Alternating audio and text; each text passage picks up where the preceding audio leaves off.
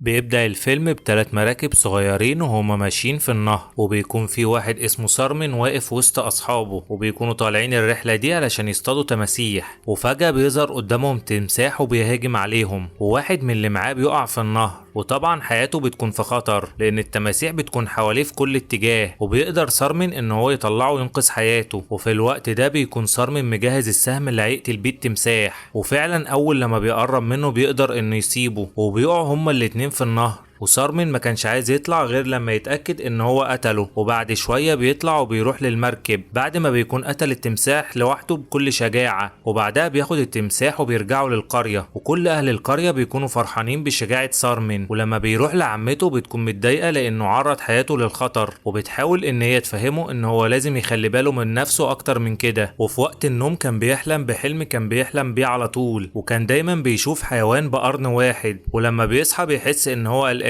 فبيروح يقعد مع عمته وبيبدأ ان هو يحكي لها على الحلم اللي هو بيحلم بيه. ومن الظاهر كده ان عمته بتكون عارفة حاجة وبتحاول ان هي تغير الموضوع. ولما بيسيبها وبيمشي بيروح لعمه وبيعرفه انه عايز يسافر لمدينة موهنجي دارو، لكن عمه بيكون معترض ان هو يسيبه ويمشي. لكن مع الوقت بيقدر سارمن ان هو يقنعه، وعمه بيوافق بس بشرط ان هو لازم يخلي باله من نفسه. وبيديله عمه لفة وبيعرفه ان اللفة دي فيها ختم نحاس، وبيطلب منه ان هو ما يستخدمهوش غير في الضرورة القصوى. وبعدها بتبدأ الرحلة، وبنشوف سارمن وهو بيتحرك علشان يسافر. ولما بيفتح اللفة اللي عمه اداهاله بيلاقي ان شعار الختم اللي معاه هو نفس الحيوان اللي كان بيحلم بيه كل يوم. وبتعدي الايام وبيوصل سارمن للمدينة، وكانت الصدمة لما بيشوف الشعار بتاع المدينة وبيلاقي برضه عليه صورة نفس الحيوان اللي كان بيحلم بيه. وفجأة بيلاقي واحد قدامه بيطلب منه ان هو يسيب المدينة ويهرب منها لان كده في خطورة على حياته. لكن سارمن ما بيكونش فاهم منه حاجة وما بيهموش كل الكلام ده، وبيبدأ يعرض البضاعة اللي هو جايبها علشان يبيعها. وبعدها بيجيله واحد اسمه لوتار، وبيبدأوا ان هما يتكلموا مع بعض. ومع مرور الوقت بيحسوا ان هما بقوا اصدقاء. وبيتفاجئ لما بيشوف واحد اسمه مونجا ابن مهام زعيم المدينة، وهو بيعامل الناس بكل قسوة. وبنعرف ان مونجا ده ظالم وان اسهل حاجة عنده هي القتل. ولما بيضرب واحد من اهل المدينة سارمن ما بيقدرش ان هو يسكت، وبيحذره ان هو يتعامل تاني كده مع اهل المدينة. لكن لوتار بيحاول انه ينقذ الموقف علشان صاحبه ما يتأذيش، وبيعتذر لمونجا وبيعرفه ان هو لسه جديد في المدينة وما يعرفش قوانينها. ولما بيمشوا بيحاول ان هو يفهم سارمن اللي هو بيعمله ده غلط، وان كده هتكون نهايته الموت. وفجأة سارمن بيشوف واحدة قدامه اسمها شاني، واللي من جمالها بيعجب بيها اول لما بيشوفها. ولما بيسأل عليها بيعرف ان هي بنت قديس المدينة. وبعدها بنشوف مهام زعيم المدينة، وفي الوقت ده بيكون عايز يزود الضرايب عليهم، لكن المسؤول عن المزارعين بيعترض على كلامه لان كده الفلاحين مش هيقدروا ان هم يدفعوا. وطبعا مهام بيكون متضايق ان في حد بيكسر كلامه، ولما بيعمل تصويت بينهم الباقيين كلهم بيخافوا انه يعرف ان هم موافقين. ومن غير اي رحمة مهام بيقتل المسؤول عن المزارعين لمجرد بس ان هو كان بيدافع عنهم. وتاني يوم سارمن بيروح السوق وبيسأل لوتار على بيت شاني، فبيشاور له عليه لوتار، لكن بيعرفه ان هو علشان يدخل المكان ده لازم يكون معاه الختم النحاس. وعلى طول سارمن بيطلع له الختم وبيعرفه ان الختم النحاس معاه، وبعد كده بيتحركوا علشان يدخلوا المكان ده. ولما بيوصلوا للبوابة سارمن بيوري الحارس الختم اللي معاه، وبعد كده بيدخلوا وسارمن بيكون مستغرب من المكان جدا. واول لما بيشوف شاني بيفضل يبص لها بكل اعجاب.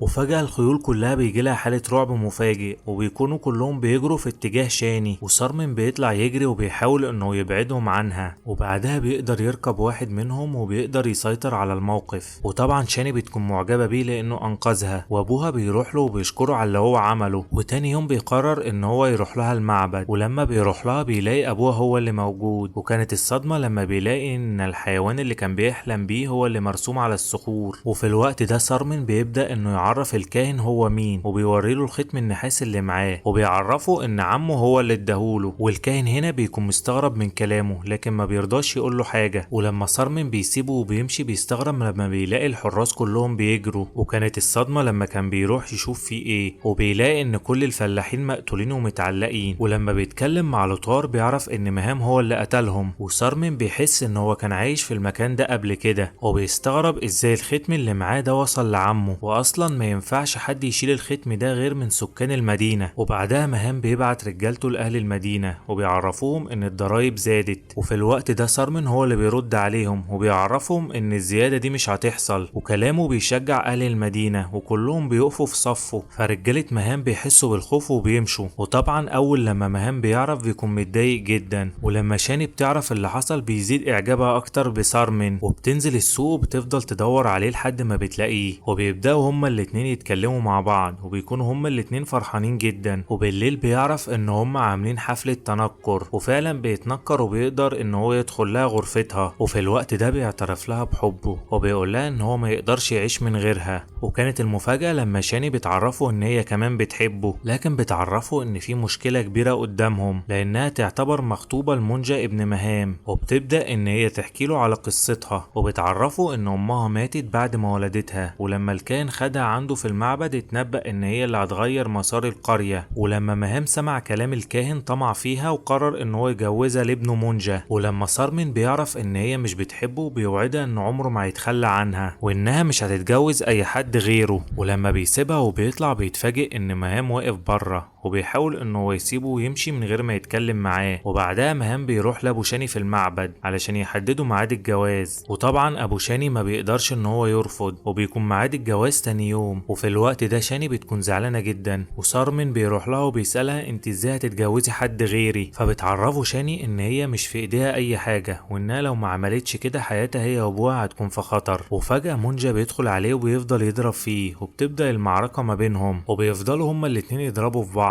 وعلى طول لما مهام بيعرف ان ابنه اتضرب بيحكم بالاعدام على سارمن، لكن الكاهن بيترجى مهام ان هو يسامحه، بس مهام بيوافق بس بشرط ان سارمن يدخل في تحدي ويفوز فيه. وكانت المفاجأة ليهم لما سارمن بيشرط على مهام ان هو مستعد يدخل التحدي ده، بس لو فاز مونجا ما يتجوزش شاني. وما كانش قدام مهام غير انه يقبل الشرط ده. وبعدها الكاهن بيروح يقابل سارمن وبيبدأ يفهمه السر اللي هو عمره ما كان فاهمه، وبيقول له ان انت ابوك كان الزعيم قبل مهام، وعمك مرضاش يحكي لك طول السنين دي كلها لانه كان خايف عليك. وبيعرفه ان مهام وقتها هو اللي كان مسؤول عن التجارة، وكان بيحاول انه يوصل لمنجم الذهب اللي كان موجود تحت مجرى المية، لكن ابوك في الوقت ده اعترض ومرضاش انه يوافق لان كان في خطر على المدينة ولو حد حفر ووصل للمكان ده. لكن للاسف في وقت التصويت واحد بس اللي وافق، وبكده كان كلام مهام هو اللي هيمشي وقتها. وفي الوقت ده بدأوا يبنوا السد اللي كان مفكرين ان هو هيحميهم قبل وصولهم للذهب. ومهام بدأ انه يجيب قطاع طرق علشان يساعدوه ان هو يتحدى ابوك. ولما ابوك عرف باللي حصل راح لهم لحد هناك وحاول يمنعهم، لكن بتقدر رجالة مهام ان هم يمسكوه، وبيقدر مهام انه يتهموا بالخيانة، وبيعرف كل اهل المدينة ان هو كان عايز ياخد الذهب كله لوحده. وبعدها بيتحكم عليه بالاعدام، وحتى اخوه ما كانش قادر ان هو يساعده. ولما اتلموا عليه علشان ياخدوه ويعدموه مراته ما استحملتش الصدمة وماتت. وبيعرفوا ان بعد موت ابوه حصل جفاف في المدينة زي ما كان ابوه متوقع بالظبط، وبدأت الناس تسيبها وتمشي. وطبعا سارمن ما كانش مصدق كل اللي بيسمعه، وما كانش شايف اي حاجة قدامه غير انه ينتقم من مهام. ولما عمه بيعرف ان سارمن ما رجعش مع القافلة اللي كان رايح معاها كان قلقان عليه جدا. وبعدها بيجي يوم التحدي اللي كان هيحدد مصير حياة سارمن، وبعدها بينزل سارمن وبيجهز المعركة الكبيرة. وفجأة بيلاقي 2 عمالقة قدامه ما يفرقوش عن الوحوش حاجة، لانهم كانوا كل مرة بيكسبوا فيها معركة بياكلوا لحم اللي قدامهم بعد ما بيقضوا عليه. ولما بتبدأ المعركة سارمن ما كانش قادر عليهم لان ما كانش فيه تكافؤ بينهم، وطبعا بيفضلوا هما الاتنين يضربوا فيه من غير اي رحمة. لكن بعد شوية سارمن بيفتكر اللي حصل لابوه وبيتحول لوحش كاسر، وبيفضل يضرب فيهم هما الاتنين بكل انتقام لحد ما بيقدر ان هو يقتل واحد منهم. وبعدها بيروح للتاني وكان سهل عليه ان هو يقتله، لكن بيكتفي بقتل الاولاني بس وبيعفو عنه. وبعدها بتنزل كل اهل المدينة وبيفضلوا يحيوا سارمن لانهم في الوقت ده كانوا شايفينه بطل حقيقي. وفي الوقت ده بيحس مهام ان هو اتهزم، وبيطلب من ابنه انه يقتل شاني وابوها الكاهن، لانهم لو ما عملوش كده محدش من اهل المدينة هيرجع يخاف منهم تاني. وعلى طول مونجا بيسمع كلام ابوه وبيروح لابو شاني وهو في المعبد وبيقتله من غير اي رحمة. وبعد كده مونجا بيفضل يجري ورا شاني علشان يقتلها، لكن اول ما بيمسكها بيكون سارمن قريب منه وبيروح له وبيفضل يضرب فيه بكل انتقام لحد ما في النهاية بيقتله. وبعدها بيعملوا مراسم الجنازة للكاهن، وشاني بتكون مصدومة ان ابوها اتقتل قدام عينيها. وفي الوقت ده بتعرف كل اهل المدينة ان سارمن يبقى ابن الزعيم السابق اللي هم اتهموه ان هو كان عايز يسرق الذهب كله لوحده، مع ان في الوقت ده كان خايف على حياتهم كلهم. وبعدها عم سارمن بيجي وبيعرفهم ان دي فعلا الحقيقة، وهنا كل اهل المدينة بيهتفوا باسمه، وكان نفسهم ان هو يمسك الحكم مكان ابوه لانهم ما عادوش بيكونوش قادرين يستحملوا ظلم مهام، واول حاجة بيعملها سارمين ان هو بياخدهم للمكان اللي كان مهام بيقتل فيه اهل المدينة، وبيفضل يدور على جثة ابوه لحد ما بيلاقيها، واللي طبعا بتكون اتحولت لهيكل عظمي. وبعد كده بيلمهم كلهم وبيعمل عليهم مراسم الجنازة. وبعد كده بنشوف عمه وهو بيترجاه يسامحه، وبيعرفه ان هو خبى عليه السر ده طول السنين دي كلها لانه كان خايف عليه. وفي الوقت ده بنشوف مهام اللي كان لسه محتفظ بجثة ابنه، وبتيجي مراته وبتعرفه ان سارمين يبقى هو ابن الزعيم اللي انت غدرت بيه وقتلته زمان، وانك لازم تقتله قبل ما يقتلك. وتاني يوم سارمين بياخد كل اهل المدينة وبيروحوا للسد، وبتكون رجالة مهام بتلم في الدهب،